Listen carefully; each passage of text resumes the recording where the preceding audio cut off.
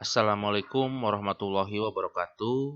Selamat pagi, salam sejahtera bagi kita semua. Om Swastiastu, Namo Buddhaya, salam kebajikan, salam. Sampurasun. Alhamdulillahirrahmanirrahim kita bisa bertemu kembali di pertemuan kali ini, yaitu berkaitan dengan perencanaan pendidikan orang dewasa. Perencanaan pendidikan untuk orang dewasa itu sangat penting. Bahkan ada sebuah ungkapan yang menyatakan bahwa gagal merencanakan sama dengan merencanakan kegagalan. Jadi dengan kita tidak bisa merencanakan sesuatu, maka sebenarnya kita sudah gagal. Maka perencanaan ini sangat penting. Apalagi kalau kita bahas, kita kaitkan dengan dulu mata kuliah pedagogik, bahwa pendidikan itu terdiri dari faktor-faktor pendidikan. Namun faktor-faktor pendidikan itu tidak akan bisa menjadi alat pendidikan dan tidak akan terjadi proses pendidikan di dalamnya manakala tidak didahului oleh perencanaan pendidikan. Kita mengenal konsep seperti itu. Jadi kita contohkan lagi untuk sekedar mengingatkan kembali. Dulu sempat ada sebuah ilustrasi di sana dinyatakan bahwa ada seorang ibu yang menyuruh anak untuk mencuci tangan.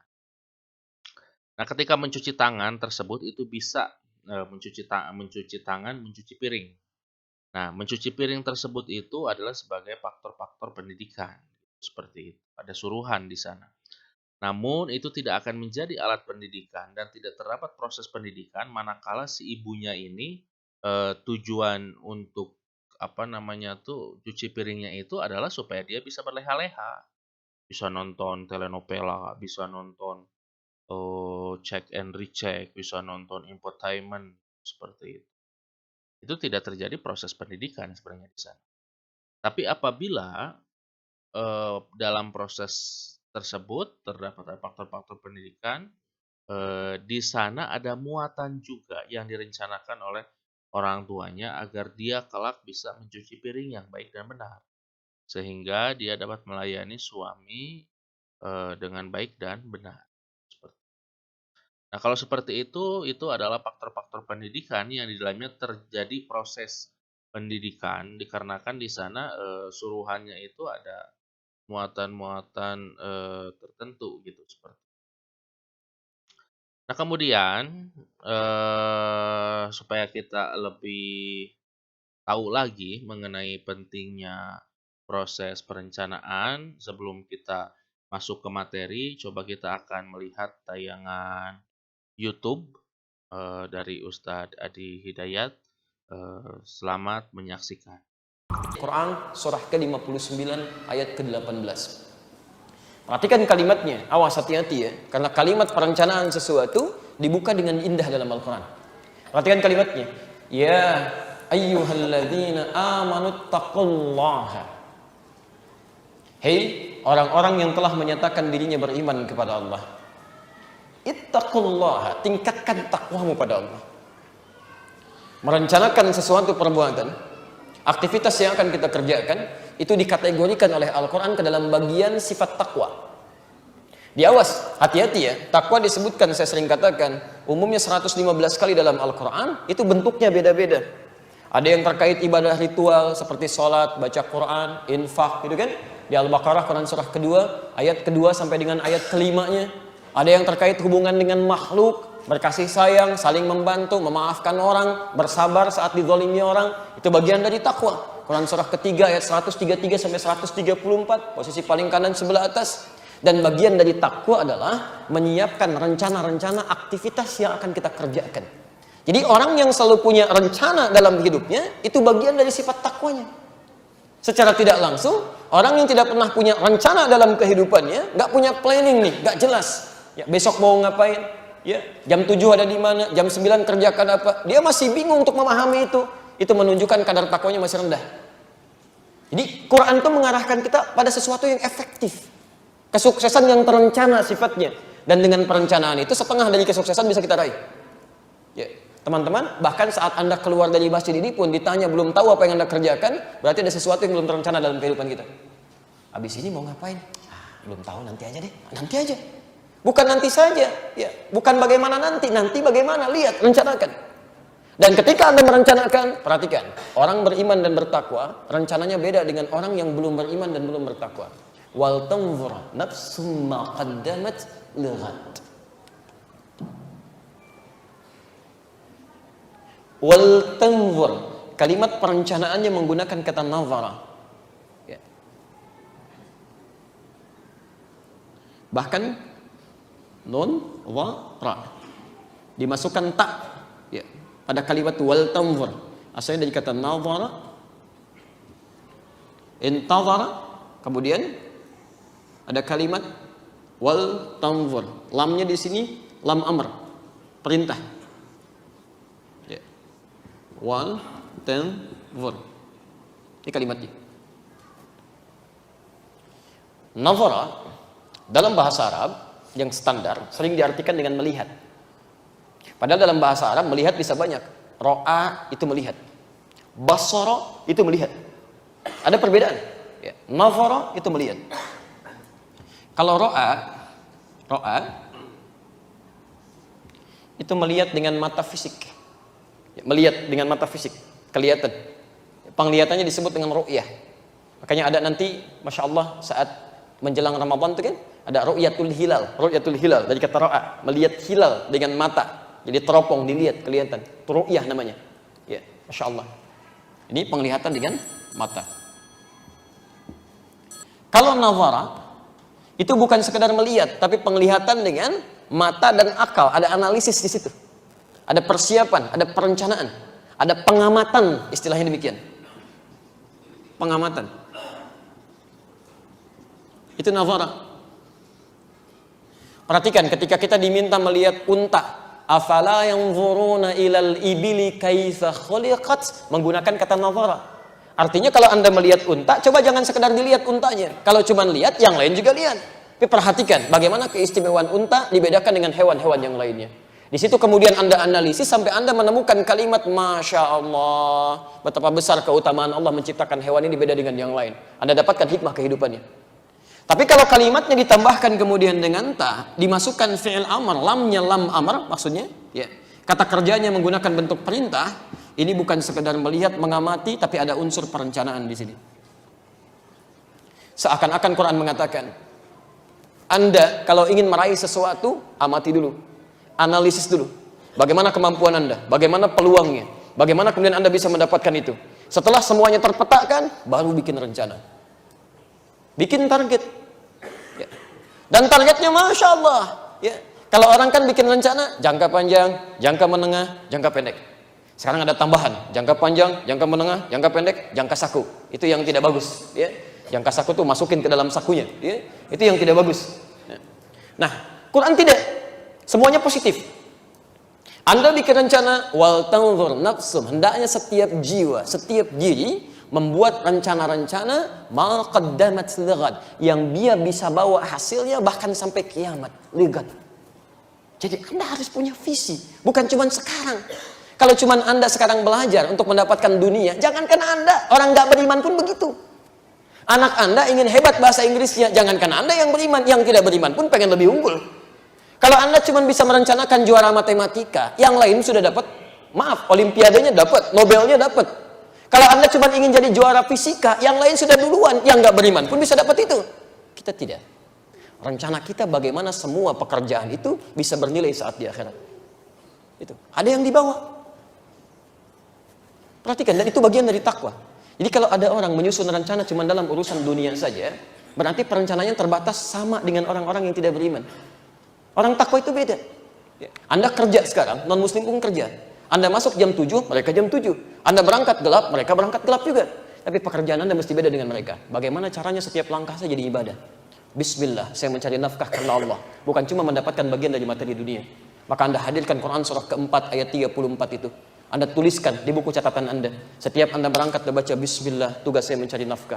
Anda berdoa kepada Allah, ya Allah berikan kemudahan, ya Allah berikan kelancaran. Anda keluarkan ayat-ayatnya, Al-Baqarah 168, Al-Baqarah 172, Quran surah 7 ayat 96. Begitu melangkah, setiap langkah Anda dihitung bagian dari ibadah. Jadi rencana Anda itu bukan cuma mendatangkan materi dunia, tapi ada bernilai di hadapan Allah di akhirat nanti. Maaf ya, yang kecil-kecil aja. Dari anak-anak belajar, ibu mengantar anak ke sekolah, apakah cuma tugas mengantar atau Anda niatkan sebagai ibadah? Termasuk Anda menerima tamu misalnya, karena Allah atau karena tamu akan datang?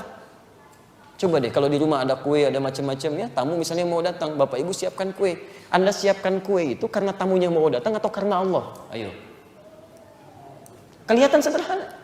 Padahal, maaf ya, menghormati tamu itu, memberikan suguhan kebaikan, itu dibuka dengan kalimat iman.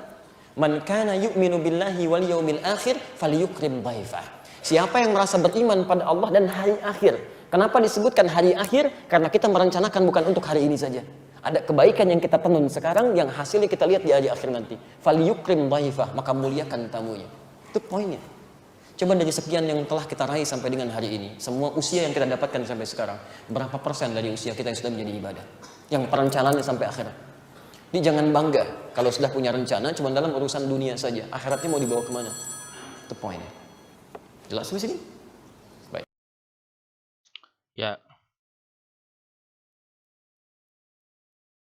ya jadi dari tadi yang sudah diterangkan oleh Ustadz Adi Hidayat, jadi kita memang harus sudah memiliki perencanaan yang matang gitu ya. Jadi gagal merencanakan sama dengan merencanakan kegagalan. Bahkan kita sudah harus tahu besok mau seperti apa dan lain sebagaimana gitu seperti itu. Nah, dalam pendidikan orang dewasa pun tentunya seperti itu. Jadi kita harus merencanakan secara matang agar pelaksanaan kegiatannya itu dapat berjalan dengan baik. Nah, kemudian di sini rancangan pendidikan perlu disusun dalam bentuk kurikulum, kemudian jumlah pembelajarannya berapa banyak gitu seperti itu, kemudian 1 jam pelajarannya itu berapa menit juga harus di. Nah, rancangan pendidikan perlu disusun jika ingin kegiatan pendidikan ini berhasil. Nah, kemudian persepsi orang di Indonesia memang pendidikan orang dewasa itu bisa ya dikaitkan dengan pendidikan di luar sekolah atau pendidikan masyarakat. Atau juga bisa dikaitkan dengan pelatihan-pelatihan peningkatan kualitas pendidikan dan bidang lainnya. Walaupun demikian, yang bisa relevan dikaitkan dengan perencanaan pembelajaran atau pendidikan orang dewasa ini dengan subjek nanti yang akan dikenai oleh pendidikan itu adalah orang dewasa, menurut hemat saya itu relevan gitu, asal nanti pesertanya adalah orang yang dewasa. Dikarenakan mulai dari bab awal kita bahas mengenai sifat-sifat dari orang dewasa, kemudian dan berbagai hal mengenai orang dewasa, menurut hemat saya itu hal yang relevan dan bisa sama dengan orang-orang dewasa yang lain. Kemudian di sini Rahman tahun 89 mengistilahkan seperti pendidikan orang dewasa itu pendidikan luar sekolah, atau pendidikan orang dewasa, atau pendidikan masyarakat, latihan keterampilan yang dapat saling ditukarkan atau interchangeable. Contohnya seperti keterampilan yang bisa dikursuskan dan lain sebagainya, itu adalah keterampilan yang bisa ditukarkan atau interchangeable. Kemudian menurut Sudamono tahun 89 menyatakan bahwa bagi orang dewasa yang ingin belajar, yang terbuka lebar adalah pendidikan luar sekolah dan pendidikan masyarakat karena hanya sebagian kecil orang dewasa yang mampu mengikuti pendidikan di perguruan tinggi. Itu tahun 89. Kalau sekarang memang banyak yang mengikuti pendidikan di perguruan tinggi, walaupun kemarin dari hasil data Badan Pusat Statistik lebih dari 60% ternyata latar belakang pendidikan itu tidak berbanding lurus dengan pekerjaan. Jadi pekerjaannya bidang ekonomi, latar belakangnya bidang pendidikan. Pekerjaannya bidang sosial, latar belakangnya bidang hukum, gitu seperti itu. Itu lebih dari 60%. Kemudian ada data juga yang cukup mencengangkan yang dikeluarkan oleh Badan Pusat Statistik yang menyatakan bahwa kemudian dilakukan identifikasi lebih lanjut oleh Kementerian Tenaga Kerja. Di sana ada sebuah data yang bisa diungkapkan bahwa lebih dari 40% lulusan dari kita itu under kompetensi. Jadi maksud under kompetensi itu adalah belum memiliki kompetensi minimal yang dipersyaratkan untuk profesi tertentu. Saya contohkan biar lebih biar lebih konkret lagi, dicontohkan adalah profesi guru itu yang pertama harus bisa contohnya secara, pedagogik harus bisa membuat, RPP gitu, atau secara profesional harus mengerti tentang konsep segitiga. Nah, ketika dilakukan penelitian ternyata tentang konsep RPP tidak tahu, ternyata tentang konsep-konsep, profesional di sekolah tidak tahu gitu. Nah, itulah yang disebut dengan under kompetensi. Jadi kompetensi yang diinginkan itu apa, ternyata yang dimiliki oleh lulusan itu apa. Jadi berbeda. Kemudian untuk membahas perencanaan pendidikan orang dewasa dapat digunakan pendekatan perencanaan pendidikan luar sekolah atau pendidikan masyarakat. Perencanaan pendidikan tidak akan lengkap jika tidak disertai dengan rancangan pembelajaran tentunya. Perencanaan pendidikan dan rancangan pembelajaran diperlukan agar proses pendidikan dan pembelajaran orang dewasa dapat berjalan sesuai dengan prinsip pendidikan orang dewasa yang sudah kita bahas sebelumnya. Kemudian ada komponen perencanaan pendidikan. Setiap perencanaan pendidikan apapun jenisnya memang harus memiliki komponen minimal yang harus ada. Kita sering mendengar bahwa RPP itu ada yang dipertentangkan antara yang satu dengan yang lainnya. Nah, hal tersebut bisa diminimalisir sebenarnya apabila kita mengetahui, standar minimal apa saja yang harus ada dalam sebuah RPP. Sehingga hal-hal yang berbeda selain dari standar minimal yang ada di RPP, maka hal tersebut sah-sah saja. Asal ada tujuan, asal ada rujukan, asal untuk memperjelas proses pendidikan tersebut. Jangan sampai justru malah, membuat proses pendidikan tidak menjadi maksimal. Kemudian menurut Rahman, komponen-komponennya sebagai berikut. Yang pertama harus ada peserta didik. Nah ini tentu, wajib dan perlu ada. Kita sudah dibahas kemarin bahwa harus mempertimbangkan kondisi peserta didik, seperti perbedaan umur. Kita jangan menganggap mereka itu umurnya sama, karena pengalaman mereka, kemudian mereka, mencicipi manis asinnya kehidupan, itu akan sangat berbeda dan ditentukan oleh perbedaan umur. Kita contohkan saja, mungkin anak-anak sekarang sudah familiar dengan Mobile Legends. Kemudian beberapa dekade ke belakang, kita jangankan ada HP untuk main game dan lain sebagainya. Untuk game konsol yang ada di, TV pun itu sangat sedikit jumlahnya. Berbeda dengan sekarang, jadi semua game bisa ada langsung dan sebagainya, sangat mudah untuk diakses. Sehingga hal tersebut akan membentuk, kepribadian dari masing-masing dan itu, sangat berbeda gitu antara yang satu, dengan yang lainnya. Kemudian yang selanjutnya seperti jenis kelamin, mungkin, menghadapi laki-laki dengan perempuan itu agak sedikit berbeda dan ada beberapa treatment, yang berbeda yang bisa dilakukan. Nah kemudian, selanjutnya dari keadaan sosial ekonomi. Ini juga sangat berpengaruh.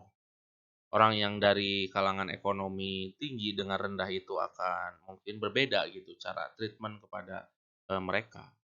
Latar belakang mereka, latar belakang pekerjaan juga itu sangat mempengaruhi. Kalau seorang guru mungkin ketika diberikan, pembelajaran mungkin mereka akan lebih memahami bagaimana cara, menyimak dan lain sebagainya.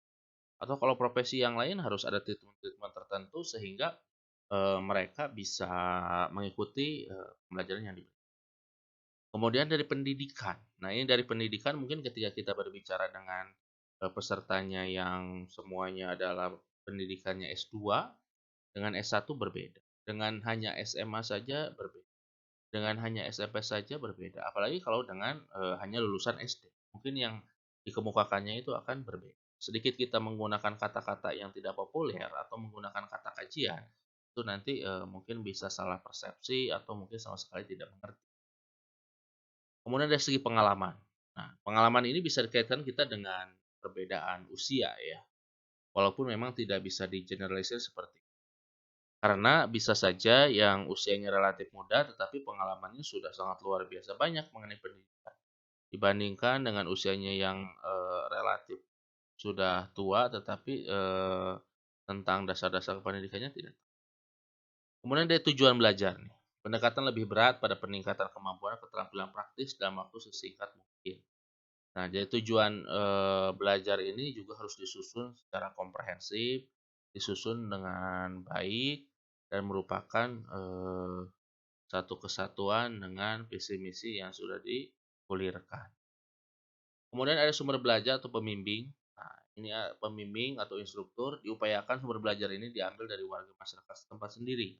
Hal ini karena warga masyarakat setempat biasanya sudah mengenal keadaan masyarakat sendiri secara rinci. Nah, kemudian selanjutnya kurikulum. Kurikulum untuk pendidikan luar sekolah, termasuk pendidikan orang dewasa, biasanya sangat sederhana dan sesuai dengan kebijakan pemerintah setempat, mengandung pengetahuan dasar dan praktis. Apalagi kalau dari tingkat pendidikan dan lain sebagainya itu masih kurang maksimal gitu seperti. Nah, hal tersebut bisa jadi pertimbangan. Nah, jadi kurikulum tersebut itu dalam pendidikan luar sekolah itu termasuk pendidikan orang dewasa itu sangat sederhana gitu ya.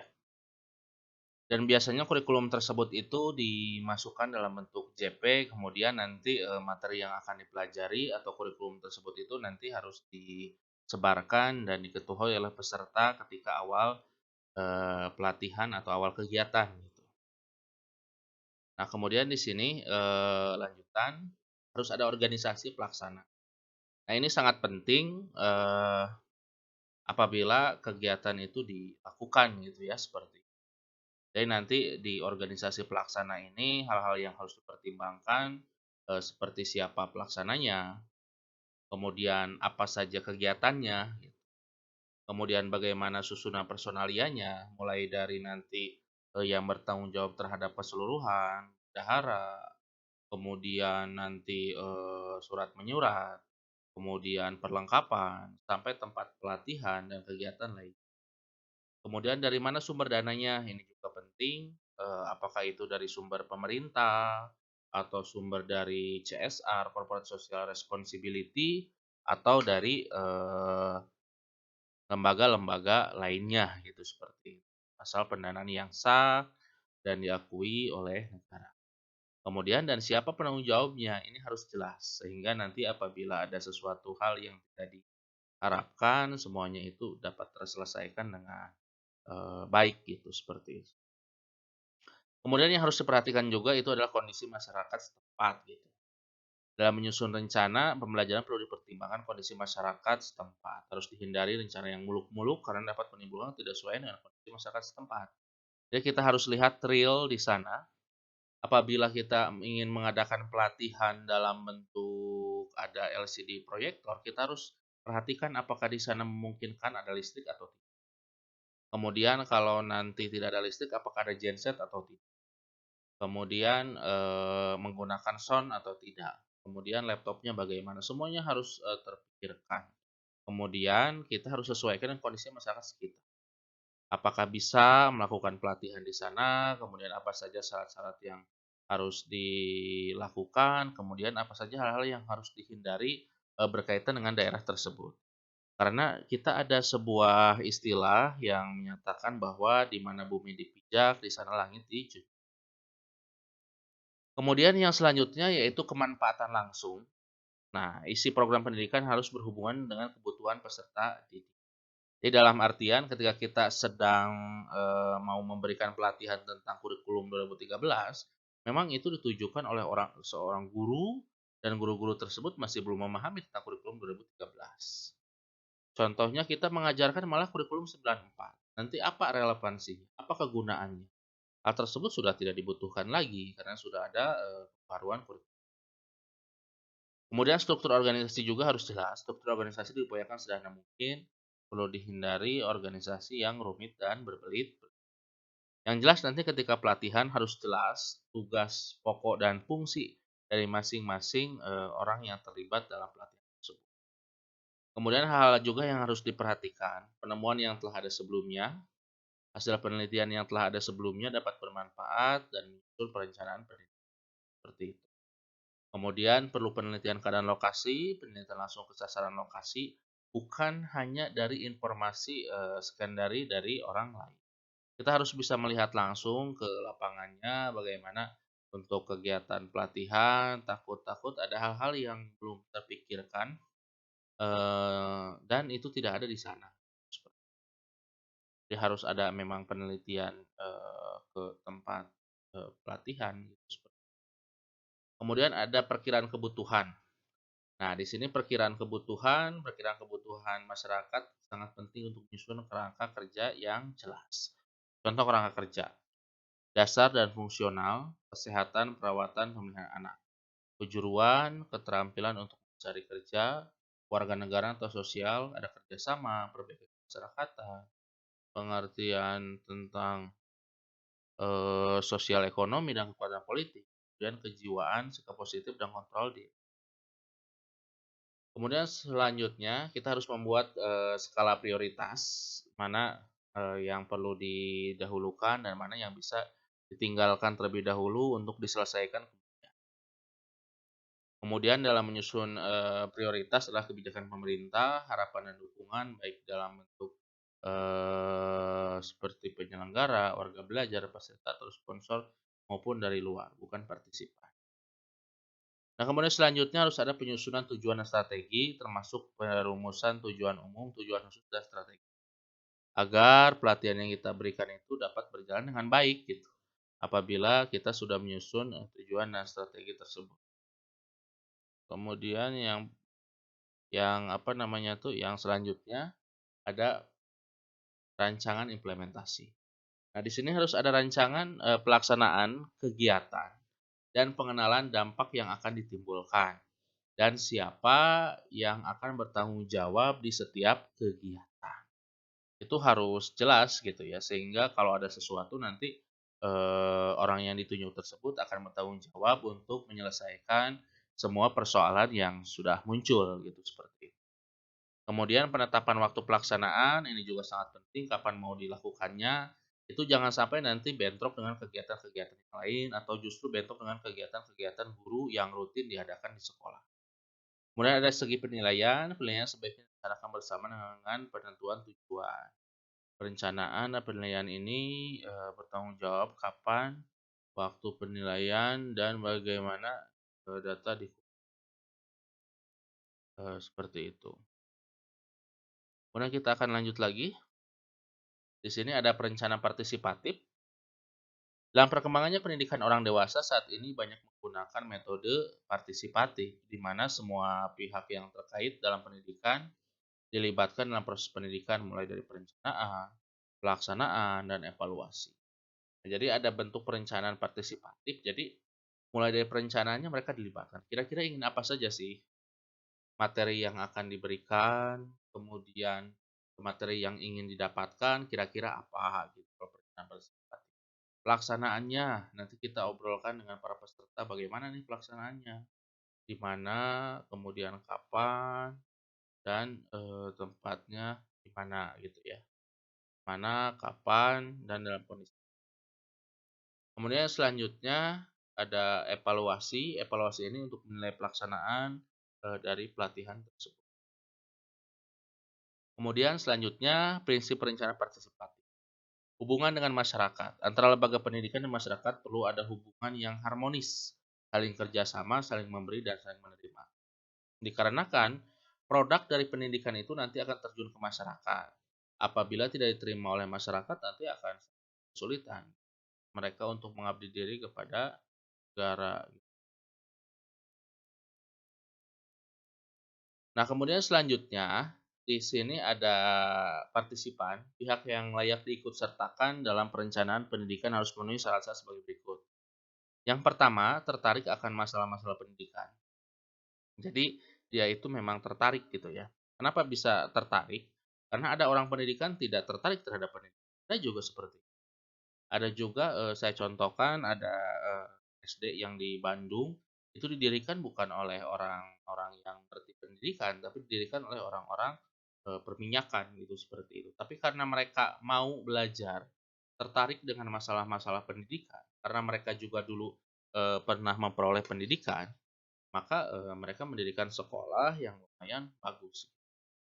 Kemudian yang kedua, mau belajar dari ahli perencana pendidikan Jadi ada kemauan, kemudian memiliki kemampuan intelektual sebagai perencana, kemudian paham masalah pendidikan dan merupakan anggota kelompok yang dapat bekerja secara efektif. Nah, kemudian di sini ada tekniknya, ada teknik belajar kerja kelompok. 3 teknik kerja kelompok yang dianjurkan. Yang pertama pertemuan kelompok, kemudian proses kelompok nominal, dan teknik DLP. Ini adalah teknik pembuatan pengelompokan. Kemudian di sini ramalan dan pembuatan program. Ramalan mempunyai arti ramalan yang terbatas, yakni perkiraan akan terjadi di organisasi pendidikan atau dalam masyarakat, lingkungan, dan kemudian ada orang yang melakukan pengambilan keputusan. Dasar kekuatan pengambilan keputusan itu sebenarnya ada 5. Yang pertama harus ada paksaan, yang kedua hadiah, 3 referensi, peraturan hukum, dan 5 keahlian. Nah, selanjutnya kemudian di sini kita akan lanjutkan mengenai prosedur perencanaan partisipatif. Yang pertama yang harus dilakukan yaitu menentukan kebutuhan atas dasar antisipasi terhadap perubahan lingkungan. Jadi apakah nanti kalau lingkungannya berubah dan lain sebagainya harus diantisipasi. Kemudian melakukan ramalan dan menentukan program, tujuan, misi, perencanaan prioritas. Jadi yang dimaksud dengan ramalan di sini adalah kemungkinan-kemungkinan yang akan mungkin terjadi. Kemudian menspesifikasi tujuan, jadi tujuan tersebut dibuat lebih kecil lagi, menjadi lebih eh, teknis lagi gitu, seperti itu, sehingga tidak ada sesuatu yang terlewat. Kemudian selanjutnya menentukan standar performansi, kemudian menentukan alat metode alternatif pemecahan, kemudian melakukan implementasi dan menilai serta mengadakan review.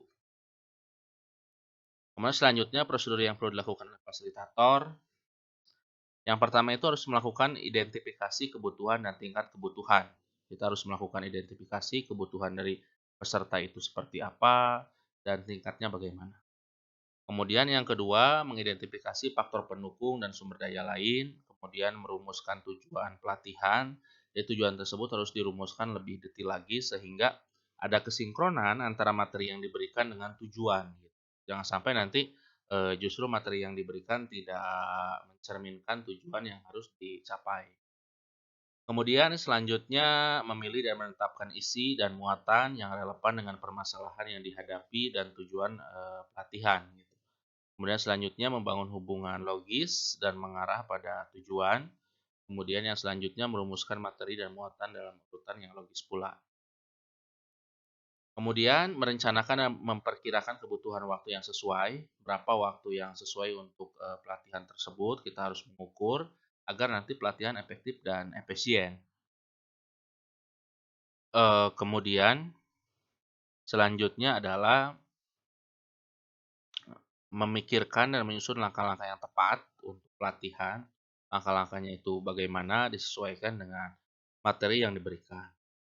Memilih dan menggunakan beragam metode. Jadi metode yang beragam ini akan menjamin keberhasilan sebuah pelatihan. Dikarenakan kalau hanya menggunakan satu metode maka itu akan monoton dan nanti peserta mungkin akan bosan gitu. Kemudian selanjutnya menentukan waktu pelaksanaan. Pelaksanaan kegiatan itu harus ditentukan waktunya dan disesuaikan dengan kebutuhan. Kemudian harus dapat mengusahakan jangan sampai ada waktu yang sia-sia atau terbuang. Kemudian mempersiapkan sarana, media belajar yang lainnya sehingga nanti pelaksanaan dapat berjalan dengan baik gitu. Kemudian selanjutnya harus dapat menentukan tempat pelatihan, pengaturan ruangan, dan penyediaan logistik penunjang lainnya. Itu sangat perlu harus diperhatikan. Kemudian di sini peristiwa pengajarannya. Dalam pendidikan orang dewasa terdapat proses pembelajaran mengajar di antara peserta didik dan pendidik. Dari sudut pandang pendidik, proses disebut dengan peristiwa pengajaran. Nah, menurut Gang and Briggs, peristiwa pengajaran adalah dirancang untuk membuat peserta didik bergerak di mana ia berada. Seperti itu. Kemudian selanjutnya, bentuk komunikasi peserta kepada peserta tidak dapat ditentukan dan berlaku untuk semua pelajaran, tetapi harus ditentukan untuk setiap pelajaran. Karena setiap materi yang kita berikan itu mungkin memiliki karakteristik yang berbeda dengan materi-materi yang lainnya, sehingga kita harus melakukan penyesuaian-penyesuaian. Kemudian komunikasi tertentu yang dipilih harus sesuai dengan lingkungan dan dirancang agar mempunyai pengaruh langsung yang diinginkan terhadap peserta didik gitu. Kemudian fungsi pengajaran juga yang pertama untuk memperoleh perhatian peserta didik, memberitahu tujuan khusus pengajaran kepada peserta didik, kemudian membantu peserta didik mengingat kembali pengetahuan yang telah dimiliki, menyajikan materi pelajaran, memberi bimbingan belajar, memperoleh performansi, memberi umpan balik tentang perbaikan performansi, kemudian sampai menilai performansi peserta didik, sampai meningkatkan retensi dan transfer. Jadi retensi ini adalah kemampuan untuk mengulang kembali, dan transfer ini adalah suatu bentuk pengalihan informasi atau ilmu pengetahuan dari fasilitator kepada peserta pelatih. Kemudian rancangan pengajarannya yang menurut Hanum Embrik, satu, identifikasi tujuan pembelajaran. Kedua, melakukan analisis pengajaran, identifikasi tingkah laku dan ciri peserta didik, merumuskan tujuan, mengembangkan butir-butir, kemudian sampai merancang dan melakukan evaluasi sumber. Jadi semuanya itu harus terancang dan terencana dengan baik agar kegiatan dapat terlaksana dengan maksimal. Kemudian yang selanjutnya, identifikasi tujuan umum pengajaran harus dilakukan dengan baik. Kemudian melakukan analisis pengajaran. Langkah-langkahnya yaitu yang pertama seperti mengklarifikasi tujuan umum ke dalam domain pengajaran, menentukan langkah yang diperlukan untuk mencapai tujuan umum tersebut. Jadi langkah-langkah dari tujuan umum tersebut harus lebih ditekniskan lagi sehingga dapat dicapai tujuan tersebut. Kemudian domain atau ranah pengajaran menurut Geng yaitu satu, ada keterampilan intelektual, ada keterampilan psikomotor, keterampilan informasi verbal, dan keterampilan sikap gitu seperti. Walaupun kita mengenal hanya 3 saja keterampilan informasi verbal itu jarang digaungkan. Kemudian harus ada jenis analisis pengajaran, mulai dari prosedural, hierarki, dan klaster. Dalam suatu analisis pengajaran dapat menggunakan satu jenis analisis ataupun lebih. Nah, di sini bentuk analisisnya. Contohnya menunjukkan pemahaman konsep kehidupan.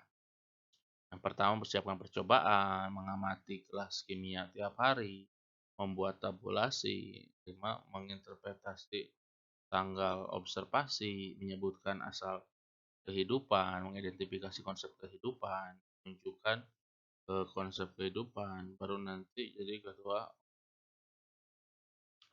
baru sehingga ini nanti menunjukkan pemahaman konsep dan kehidupan, seperti itu. Kemudian contoh analisis pengajaran dapat dibaca, kemudian identifikasi tingkah laku dan ciri-ciri peserta didik. Nah, di sini ciri-ciri peserta didik aspek yang lebih luas, ciri umum yang penting adalah kemampuan intelektual. Setelah tujuan umum pengajaran ditentukan, analisis pengajaran dilakukan dan ciri dari prasyarat peserta didik merumuskan tujuan performansi. Tujuan performansi terdiri atas 3 ranah, yaitu kognitif, afektif, dan psikomotor. Ranah kognitif berkaitan dengan isinya yang dari luar itu. Kemudian ranah kognitif ini berkaitan dengan intelektual, ranah afektif ini berkaitan dengan sikap, dan ranah psikomotor ini berkaitan dengan gerak mereka. Kemudian dalam merumuskan tujuan performansi ada standarnya. Jadi setiap rumusan tujuan performansi disarankan mencakup 6 elemen, yaitu siapa peserta didiknya, apa yang akan dikerjakan, manusia apa yang sedang digunakan, kemudian siapa yang mempunyai ide, respon apa yang diterima, tingkat performansi, dan apakah ada persyaratannya, seperti itu. Kemudian selanjutnya, untuk lebih memperjelas sarannya, Amri memberikan contoh rumusan tujuan performansi di SMP yang memuat ke-6 elemen tersebut. Yang pertama, murid kelas 1 SMP akan menulis ringkasan faktor penyebab Perang Dunia 1. Kemudian mengungkapkan data dari buku teks 3 itu, diskusi kelas dan bahan rujukan yang dipilih peserta didik. 4. Dalam bentuk atau gaya yang diminta pendidik. Ringkasan hasil tidak boleh kurang dari 5 faktor. 6. Di mana 3 faktor diambil dari bahan yang disajikan dalam kelas, sedangkan 2 faktor mewakili sumbangan peserta didik. Nah, kemudian contoh rumusan tujuan performansi adalah ranah kognitif. Misalnya peserta didik mampu menilai peserta didik lain berdasarkan 5 kriteria keanggotaan kelompok yang baik. Kemudian tujuan performansi ranah afektif, pemimpin kelompok belajar bahasa Inggris, mendemonstrasikan perhatiannya terhadap anggota kelompok dan yang lainnya. Tujuan performasi ini agar dapat digunakan sebagai dasar untuk menyusun materi pengajaran. Kemudian mengembangkan butir-butir tes acuan patokan. Tes acuan patokan tanpa tes ini kemudian untuk setiap tujuan khusus yang telah ditetapkan kepada perlu adanya sebuah tes untuk mengukurnya. Tuh. Kemudian selanjutnya macam-macam tes untuk mengukur tes butir tes. Yang pertama tes masuk atau entry behavior test. Item tes masuk ini harus sesuai dengan keterampilan yang harus dimiliki peserta didik untuk memulai proses belajar atau sebagai prasyarat belajar. Ada beberapa pengajaran yang tidak memerlukan keterampilan. Kemudian yang selanjutnya ada tes awal atau pretest. Item tes ini mengukur keterampilan, pengetahuan, dan sikap yang akan diajarkan. Dan selanjutnya tes kemajuan atau MD test. Item tes ini memberikan informasi kepada pendidik atau pembimbing tentang keterampilan baru atau tidak. Kemudian mengenai tes akhir. Kemudian kita akan lanjut mengenai bentuk tes biasa berupa tes performansi. Itu berarti langsung tesnya kertas dan tes objektif, esai, dan kombinasi. Kemudian tiganya observasi oleh pendidik. 4. Memperagakan.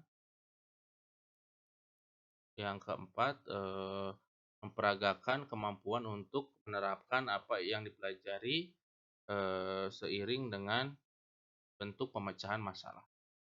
Kemudian selanjutnya sedangkan untuk tes objektif, jadi ada tes itu ada tes subjektif, ada tes objektif. Kalau tes objektif itu dalam bentuk biasanya pilihan ganda gitu ya seperti.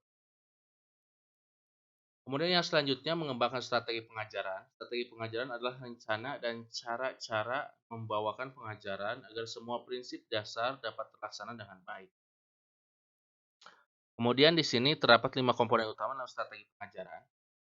Yang pertama, aktivitas pra pengajaran. Nah, di sini ada komponen-komponen utama dalam strategi pengajaran. Yang pertama ada aktivitas pra pengajaran atau pendahuluan. Kenapa harus ada aktivitas pra pengajaran? Dikarenakan ketika pembelajaran itu ya pasti ada aktivitas sebelumnya. Mulai dari melakukan perencanaan, membuat perencanaan, menyiapkan bahan.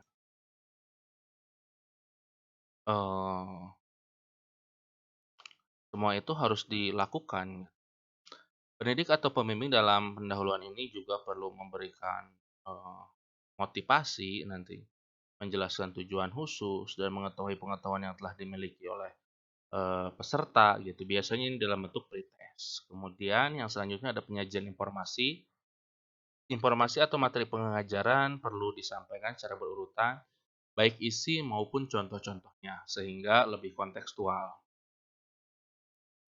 Kemudian harus ada partisipasi dari peserta didik. Peserta didik didorong berpartisipasi dalam proses belajar dengan cara diberi tugas atau latihan, atau memberi umpan balik, atau testing dalam suatu pelajaran biasanya terdiri atas tes awal, tes kemajuan, dan tes akhir. Kemudian selanjutnya ada pelaksanaan tes, harus disesuaikan dengan pengajarannya. Mungkin pelajaran yang satu perlu tes akhir saja, namun pelajaran yang lain di samping perlu tes akhir juga ada tes awal sebagai bentuk tes kemajuan. Sehingga nanti kita bisa mengetahui tingkat keberhasilan dari pelatihan itu bagaimana, karena kita nanti akan membandingkan antara tes awal dengan tes akhir. Kemudian selanjutnya itu testing, ada lanjutan terdiri atas perbaikan untuk peserta didik yang tidak dapat menjawab tes kemajuan. Kemudian kita juga menjadikan hal tersebut sebagai bagian yang harus ditekankan karena ada sesuatu yang mungkin belum dipahami. Kemudian mengembangkan dan memilih materi pengajaran. Jadi di sini menurut Hartatik yang pertama harus ada petunjuk pengajaran, harus ada materi pengajaran, harus ada tes dan petunjuk bagi pendidik untuk membimbing materi tersebut. Kemudian di sini beberapa faktor yang dapat mempengaruhi pengembangan materi pengajaran, yaitu ada lingkungan pengajaran, itu akan sangat mempengaruhi. Kemudian tingkat penguasaan pendidik atau pembimbing, materi yang tersedia, ruang lingkup pengajaran, perorangan, kemudian dan lain sebagainya. Kemudian di sini juga kriteria materi pengajaran adalah menarik, mengandung isi yang sesuai, isi tersusun secara sistematis atau berurutan, itu sangat penting gitu ya. Isinya itu harus sesuai, kemudian menarik ini dalam segi warnanya, tampilannya, kemudian isinya juga memang sesuai dengan apa yang kita kemukakan. Kemudian isi tersusun secara berurutan, jadi dalam artian sistematis, berisi semua informasi yang dibutuhkan. Kemudian secara berurutan, berisi semua informasi yang dibutuhkan, ada dalam bentuk latihannya, dalam bentuk tugas-tugas, tersedia tes yang layak, ada pengarahan, kemudian yang terakhir ada petunjuk bagi peserta didik untuk belajar lebih baik gitu, seperti itu. Nah, ini salah satu contoh media interaktif yang bisa digunakan. Contohnya nanti kalau untuk anak-anak gitu ya. Tapi orang dewasa pun untuk melihat yang seperti ini juga mereka akan tertarik juga. Jadi bukan hanya untuk anak-anak. Coba kita, kalau nanti banyak animasi dan lain sebagainya, itu akan menjadi lebih menarik. Coba kita lihat ya.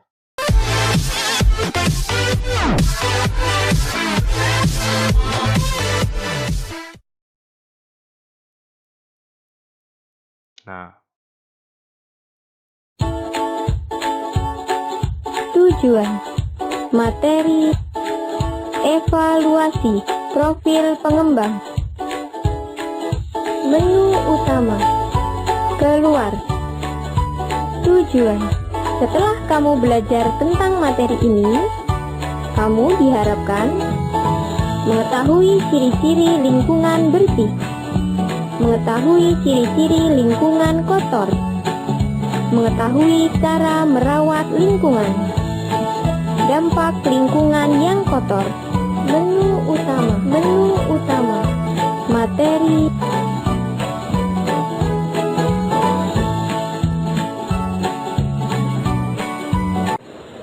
Ayo bernyanyi.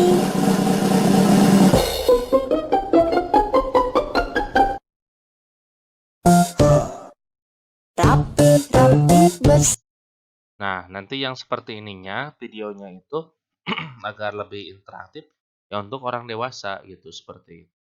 Jadi video-video yang nanti bisa jadi stimulus, bahkan di sana ada materi gitu, seperti itu. Namun sifatnya harus memang video yang interaktif gitu ya. Kita lihat lagi.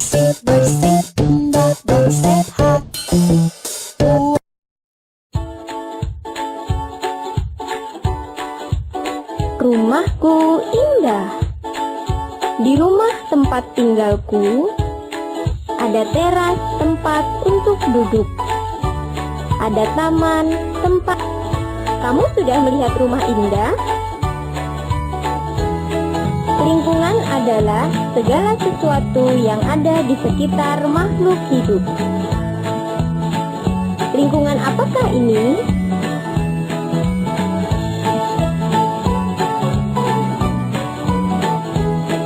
Lingkungan bersih.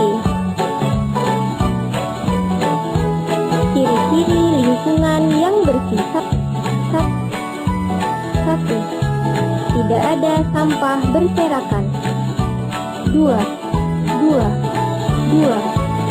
udara sejuk dan tidak berbau. Dampak dari lingkungan bersih. Dua, bersemangat melakukan aktivitas. Lingkungan apakah ini? Lingkungan kotor. Ciri-ciri lingkungan kotor. Dampak lingkungan kotor. 3. Mudah terserang demam. Menu utama. Evaluasi. Berilah tanda centang untuk lingkungan yang bersih. Berilah tanda centang untuk lingkungan yang bersih. Nah, itu contoh media pembelajaran interaktif. Belum lagi yang lain-lainnya ini sangat banyak gitu ya. Seperti itu. Kita akan lanjutkan lagi materi. Nah, kita lanjutkan bahwa materi itu harus menarik tadi ya. Kemudian kita lanjutkan lagi. Kemudian merancang dan melakukan evaluasi formatif gitu ya. Evaluasi formatif adalah suatu proses untuk memperoleh data yang digunakan untuk meyakinkan bahwa metode pengajaran efektif dan efisien.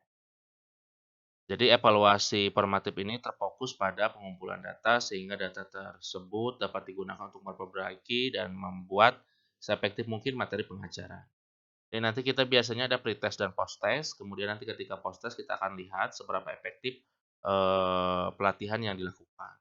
Kalau lebih dari setengahnya sudah mencapai kriteria ketuntasan, berarti itu sudah berhasil. Mungkin minimalnya 80% lah mencapai kriteria ketuntasan. Kemudian evaluasi formatif itu ada beberapa, ada evaluasi perorangan atau evaluasi klinik, jadi tiap orang nanti dites satu persatu.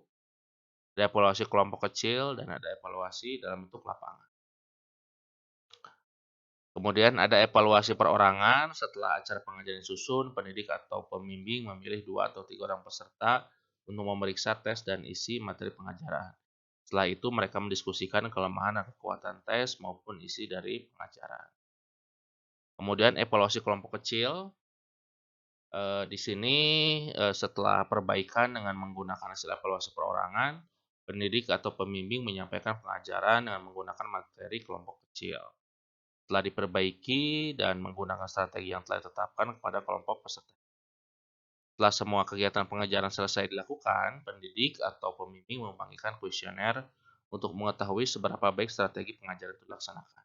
Jadi kuesioner itu adalah sebagai pendapat objektif dari peserta.